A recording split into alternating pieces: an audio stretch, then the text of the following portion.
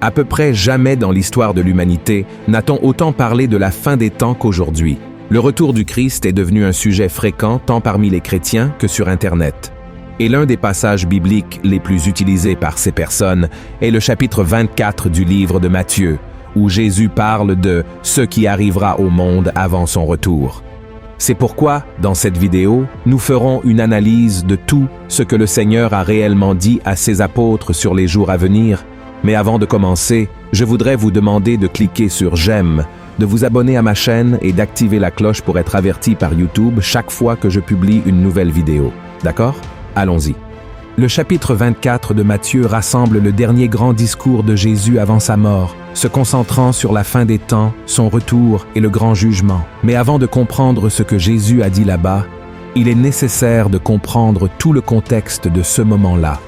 Pour cela, revenons au chapitre 23, où nous voyons Christ parler à une grande foule dans le temple à Jérusalem. À ce moment-là, Jésus critiquait la posture des pharisiens et des scribes qui prêchaient, mais ne vivaient pas selon la parole de Dieu. Ensuite, il a prononcé des paroles sévères au peuple juif. Voyons ce qu'il a dit. « Jérusalem, Jérusalem, qui tue les prophètes et qui lapide ceux qui te sont envoyés. Combien de fois ai-je voulu rassembler tes enfants, comme une poule rassemble ses poussins sous ses ailes, et vous ne l'avez pas voulu. Voici, votre maison vous sera laissée déserte. Car je vous le dis, vous ne me verrez plus désormais, jusqu'à ce que vous disiez, « Béni soit celui qui vient au nom du Seigneur. » Et juste après cela, le chapitre 24 commence en racontant que Jésus quitta le temple avec ses disciples. Au vu du ton de son discours à l'intérieur, il était très probable qu'il soit encore irrité par l'infidélité et le manque de foi des Juifs. Ensuite, quelques minutes plus tard, il commence à prophétiser, affirmant que rien de tout cela ne resterait debout et que le temple serait bientôt détruit.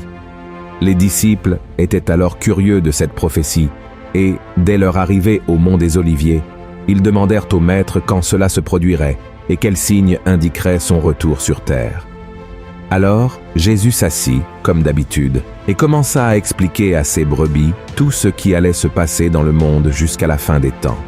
Cet passage est également connu sous le nom de discours prophétique en raison de son contenu, et la majeure partie de cette prophétie est également rapportée dans l'Évangile selon Marc, au chapitre 13. Eh bien, maintenant que nous comprenons tout le contexte dans lequel le chapitre 24 de Matthieu a été écrit, examinons son contenu. Ces passages sont difficiles à interpréter, car en plus de leur langage symbolique, ils traitent d'une série d'événements.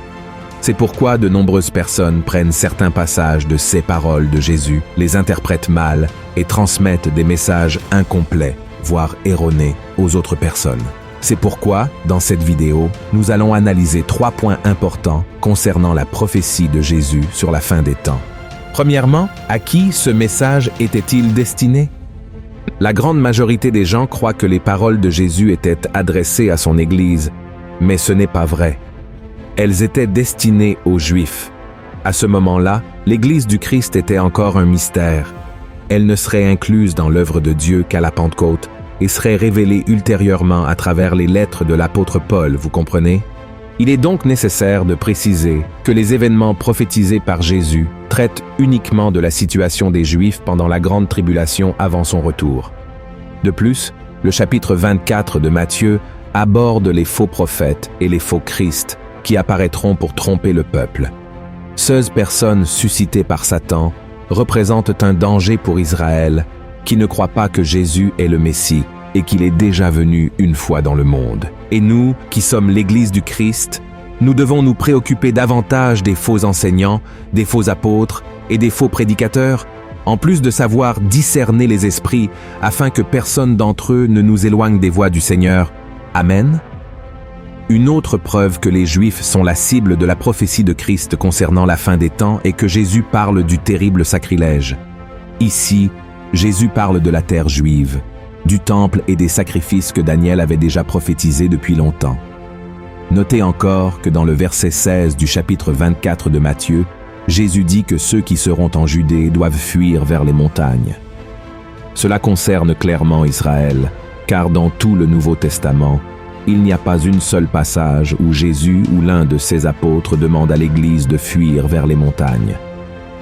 Enfin, de la même manière, nous voyons que le texte parle encore du sabbat, qui est lié aux coutumes et aux lois des Juifs. Il mentionne également la parabole du figuier, qui est une représentation symbolique de la nation d'Israël. Avez-vous compris? Le deuxième point que nous devons examiner est le moment où cette prophétie de Jésus commencera à se réaliser. Jésus a déclaré que personne, ni les anges du ciel, ni lui-même à ce moment-là, ne connaissait le jour et l'heure où cette prophétie s'accomplirait. Seul Dieu le savait, mais il a précisé que cela se produirait lorsque le monde s'y attendrait le moins. Examinons ce qu'il dit à ses disciples. Ce qui arriva du temps de Noé arrivera de même à l'avènement du Fils de l'homme. Car, dans les jours qui précédèrent le déluge, les hommes mangeaient et buvaient, se mariaient et mariaient leurs enfants, jusqu'au jour où Noé entra dans l'arche. Et ils ne se doutèrent de rien, jusqu'à ce que le déluge vint et les emporta tous. Il en sera de même à l'avènement du Fils de l'homme. Mais, même sans connaître la date précise du début des événements marquant le retour du Messie au peuple juif et l'établissement de son royaume sur terre, le passage indique que la prophétie commencera à se réaliser au cours des 7 années de tribulation, qui seront les dernières des 70 semaines prophétisées par Daniel.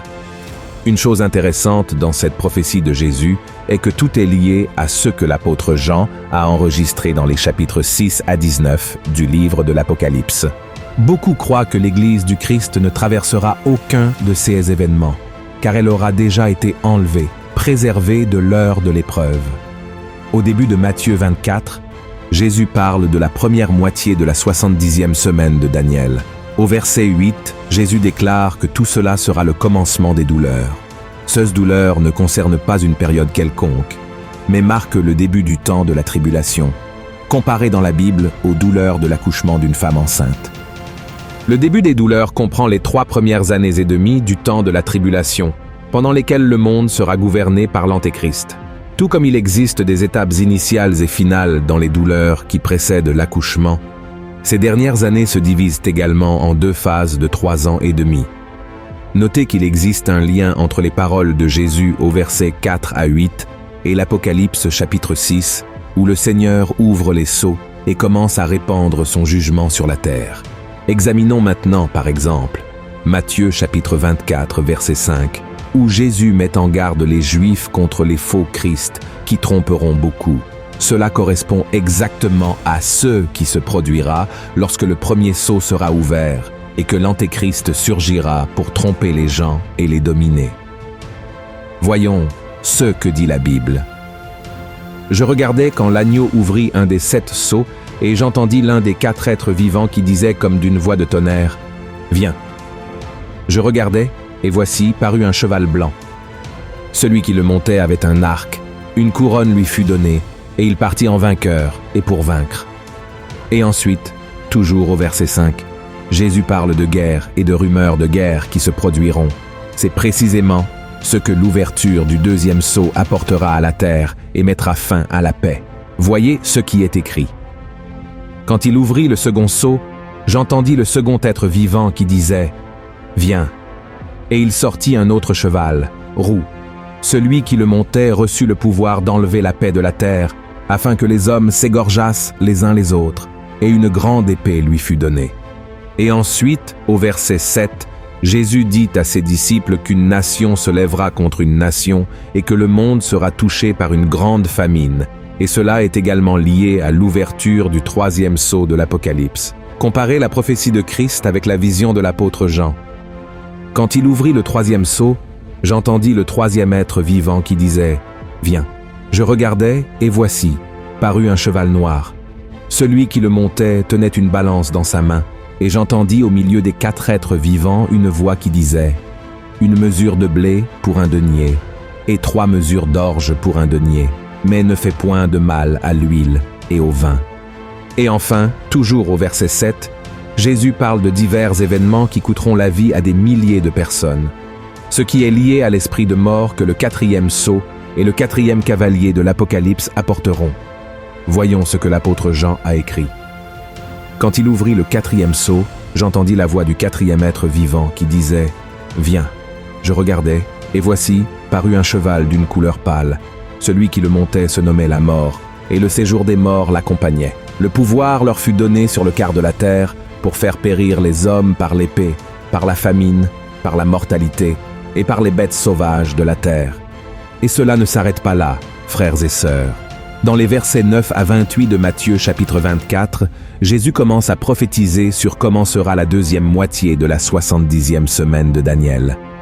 Pendant ce temps, beaucoup mourront en tant que martyrs, ce qui est lié au 5e sceau de l'Apocalypse. Des événements étonnants et de grands signes dans le ciel avec l'ouverture du 6e sceau annonceront l'arrivée du grand jour de la colère du Seigneur. Beaucoup se trahiront les uns les autres en Israël. De plus, la tromperie et l'impiété augmenteront considérablement. L'amour se refroidira, ce qui signifie que beaucoup abandonneront leur foi. Mais Jésus a également assuré que celui qui persévérera en lui jusqu'à la fin verra son retour et participera à son règne de 1000 ans. Un autre point important révélé par Jésus aux disciples concerne la prédication de l'évangile du royaume dans le monde entier. Mais cela ne doit pas être confondu avec l'évangile de la grâce qui est actuellement prêché. L'évangile du royaume est le message qui sera transmis pendant le temps de la tribulation par le reste et par les 144 000 scellés du peuple d'Israël, attirant l'attention sur le retour de Jésus qui viendra alors pour établir son royaume, comme nous pouvons le voir dans l'Apocalypse chapitre 7. Et maintenant, j'aimerais revenir avec vous au verset où Jésus parle de l'abomination de la désolation, ou du sacrilège terrible que j'ai expliqué au début de cette vidéo, car beaucoup de gens croient que cette prophétie s'est déjà accomplie en l'an 70 après Jésus-Christ, lorsque l'Empire romain a détruit le temple. Ces érudits bibliques affirment que ce passage a trait à la parole de Jésus, qui a dit qu'il ne resterait pas pierre sur pierre du temple de Jérusalem. Mais la prophétie ne s'est pas accomplie là avec l'action des Romains. L'abomination de la désolation sera établie seulement par l'Antéchrist, atteignant son accomplissement complet et définitif à mi-chemin des 7 dernières années, comme cela a été prophétisé dans le chapitre 12 de Daniel. Cette prophétie de Daniel est clairement pour la grande tribulation, se référant à un temps de grande détresse, comme il n'y en a jamais eu auparavant pour le peuple juif. Et le troisième point que nous devons analyser, quel est le message que cette prophétie de Jésus nous apporte aujourd'hui? Mes frères, tout ce qui est enregistré dans Matthieu chapitre 24 est une alerte pour nous tous, car si la fin des temps est proche, le temps du rapt l'est aussi. Notre monde est très perturbé, agité, des conflits éclatent dans de nombreux pays et à tout moment la terre pourrait être prise par des guerres dévastatrices. De plus, une grande partie de l'humanité souffre de la faim. Les phénomènes et les catastrophes naturelles sont de plus en plus présents et de grandes pandémies tuent des millions de personnes. De plus, de nombreux chrétiens sont déjà persécutés pour leur foi en Jésus et beaucoup sont trompés par des personnes élevées par le diable. Enfin, la terre endure ses douleurs comme une femme souffre lorsqu'elle est sur le point d'accoucher. C'est pourquoi, mon cher frère et ma chère sœur, soyez prêts. Ne laissez pas l'ennemi vous distraire avec les plaisirs de ce monde ou ébranler votre foi, d'accord? Au lieu de cela, continuez à suivre Jésus, car il est le seul qui peut vous sauver et garantir votre demeure avec lui pour toute l'éternité. Amen. Que Dieu vous bénisse.